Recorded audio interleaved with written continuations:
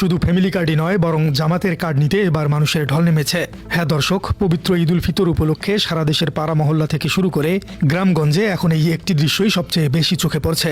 সাধারণ মানুষ এখন আর ঘন্টার পর ঘন্টা রোদে পুড়ে সরকারি ফ্যামিলি কার্ডের জন্যই শুধু লাইনে দাঁড়াতে চাচ্ছে না, জামায়াতে ইসলামীর দেওয়া ঈদ উপহারের কার্ড নিতেই সবচেয়ে বেশি আগ্রহ দেখা যাচ্ছে। কিন্তু কেন এই অভাবনীয় পরিবর্তন? সরকারি কার্ডে যেখানে সুলভ মূল্যে পণ্য পাওয়া যায়, সেখানে মানুষ কেন জামাতের কার্ডের দিকেই এতটা ঝুঁকে পড়ছে? কারণটা একেবারেই সহজ: সম্মান, শৃঙ্খলা এবং উপহারের বিশাল পরিমাণ। দর্শক, আমাদের এই পর্বে আজকে আলোচনা করা হবে দেশ জুড়ে জামাতে ইসলামীর এই মেগা ঈদ উপহার বিতরণের ভেতরের গল্প। চলুন আলোচনা করা যাক। খবরের গভীরে যাওয়ার আগে এই জামাত কার্ড বা তাদের উপহারের টোকেনটি নিয়ে সাধারণ মানুষের উন্মাদনা একটু বোঝা দরকার। সরকারি ফ্যামিলি কার্ড নিঃসন্দেহে একটি ভালো উদ্যোগ, কিন্তু সেখানে কিছু সীমাবদ্ধতা রয়েছে। সেখানে মাত্র কয়েকটি পণ্য পাওয়া যায় এবং তার জন্য দীর্ঘ লাইনে দাঁড়িয়ে থাকতে হয়। কিন্তু জামায়াতে ইসলামী এই জায়গায় একটি বিশাল গেম চেঞ্জার বা জাদুকারী চাল চেলেছে। তারা সাধারণ মানুষের হাতে যে কার্ড বা টোকেনটি তুলে দিচ্ছে, সেটি শুধু একটি কাগজের টুকরো নয়, সেটি হলো আক্ষরিক অর্থেই 1 মাসের নিশ্চিত জীবনের গ্যারান্টি। এই কার্ড নিয়ে গেলে কোনো ধাক্কাধাক্কি করতে হয় না, অন্তত সম্মানের সাথে হাসি মুখে স্বেচ্ছাসেবকরা বিশাল আকারের ফুড প্যাকেট মানুষের হাতে তুলে দিচ্ছেন।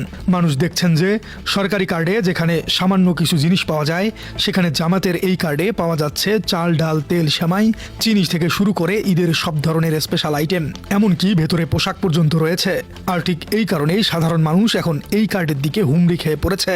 সারা দেশের এই মেগা আয়োজনের কথা বলতে গেলে সবার আগে চোখের সামনে ভেসে ওঠে খোদ জামায়াতে ইসলামীর আমির ডক্টর শফিকুর রহমানের নির্বাচনী এলাকার কথা।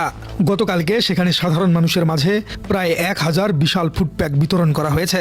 সেই আয়োজনের সবচেয়ে বড় চমক ছিল উপহারের ওজন। প্যাকেটের সাইজ এবং ওজন এতটাই বিশাল ছিল যে সাধারণ মহিলারা একা সেটি তুলতে পারছিলেন না। শুধু জামাতে আমিরই নন, এই মেগা আয়োজনের ঢেউ আশ্রে পড়েছে ভিআইপি আসনগুলোতেও। ঢাকা 17 আসনের মতো হাই প্রোফাইল এলাকার বর্তমান প্রধানমন্ত্রী তারেক জিয়ার অন্যতম প্রতিদ্বন্দ্বী ডক্টর এস.এম. খালিদুজ্জামান যে মাস্টার স্ট্রোক দিয়েছেন, তা রীতিমতো টক অব দ্য টাউনে পরিণত হয়েছে। তিনি সরকারি সিস্টেমের বাইরে গিয়ে নিজের ব্যক্তিগত উদ্যোগে খালিদুজ্জামান কার্ড চালু করেছেন এবং এর মাধ্যমে তিনি বিশাল ঈদের উপহার দিয়েছেন। তা দেখে রাজনৈতিক বিশ্লেষকরাও অবাক। কোনো প্রকার বিশৃঙ্খলা ছাড়া অত্যন্ত সুশৃঙ্খলভাবে রাজধানীর ভাসানটেক এলাকায় তিনি দরিদ্র মানুষের মুখে যে হাসি ফুটিয়েছেন, তা সত্যিই অভাবনীয়। খালিদুজ্জামানের দেওয়া প্যাকেটে এত বেশি খাবার ছিল যে পরিবারের পুরো 1 মাসের ভরণ পোষণ খুব অনায়াসেই হয়ে যাবে। ভিআইপি আসনে বসে সাধারণ মানুষের একদম তৃণমূল পর্যায়ের এমন নিখুঁত ডেলিভারি প্রমাণ করে দিয়েছে যে এই দলটির গ্রাউন্ড ওয়ার্ক বা মাঠ পর্যায়ের কাজ কতটা শক্তিশালী।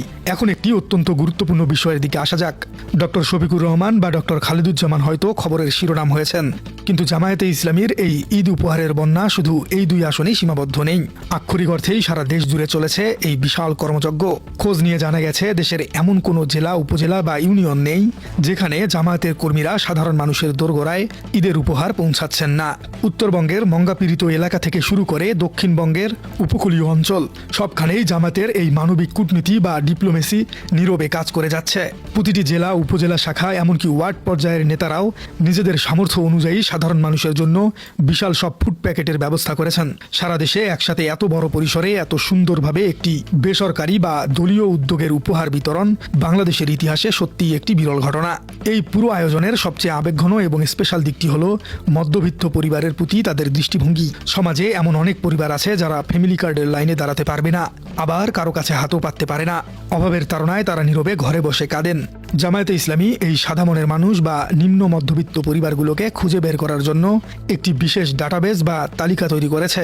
দিনের আলোতে কোনো ছবি তোলা ছাড়া একেবারে রাতের অন্ধকারে অত্যন্ত গোপনীয়তার সাথে এই পরিবারগুলোর ঘরে ঘরে ঈদের বিশাল উপহার পৌঁছে দেওয়া হয়েছে।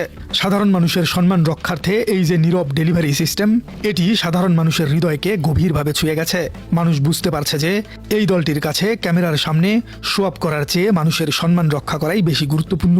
স্বভাবতই একটি বড় প্রশ্ন মাথায় আসতে পারে, এত বিশাল আয়োজনের জন্য কোটি কোটি টাকার ফান্ডিং বা অর্থায়ন কোথা থেকে আসছে? সরকার তো আর জামাতকে বাজেট দিচ্ছে না, তাহলে এর উত্তর লুকিয়ে আছে জামায়াতে ইসলামীর সাংগঠনিক শক্তি এবং তাদের বাইতুল মাল ব্যবস্থার ভেতরেই। দলের প্রতিটি কর্মী থেকে শুরু করে বড় বড় ব্যবসায়ীরা তো বটেই, এমনকি দেশের বাইরের লাখ লাখ প্রবাসী রেমিটেন্স যোদ্ধারাও এই বিশাল ফান্ডে তাদের কষ্টের টাকা অকাতরে দান করছেন। জামায়াতের প্রবাসীদের একটি বড় অংশ এই মানবিক ফান্ডের গুরুত্বপূর্ণ আস্থা রাখছেন।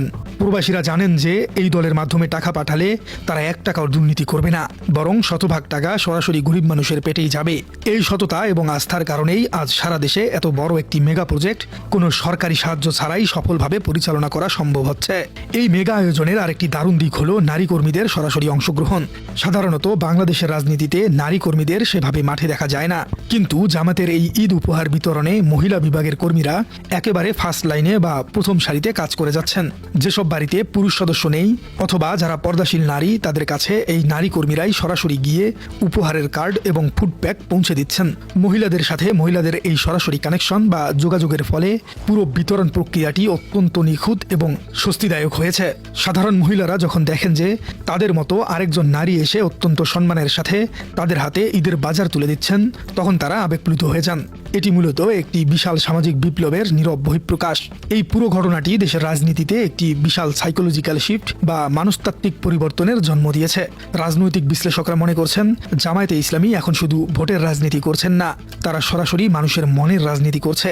যখন সাধারণ মানুষ দেখে যে সরকারি কার্ডের সীমাবদ্ধতার মাঝে জামাত তাদের জন্য 1 মাসের খাবারের নিশ্চয়তা নিয়ে এসেছে, তখন তাদের মনের ভেতরের রাজনৈতিক সমীকরণ এমনিতেই বদলে যায়। তারা বুঝতে পারে যে যারা ক্ষমতার বাইরে থেকেও এত সুন্দরভাবে এত বিশাল পরিসরে মানুষের সেবা করতে পারে, তারা রাষ্ট্রীয় ক্ষমতায় গেলে এই দেশটিকে কতটা সাজানো গোছানো একটি রাষ্ট্রে পরিণত করতে পারবে।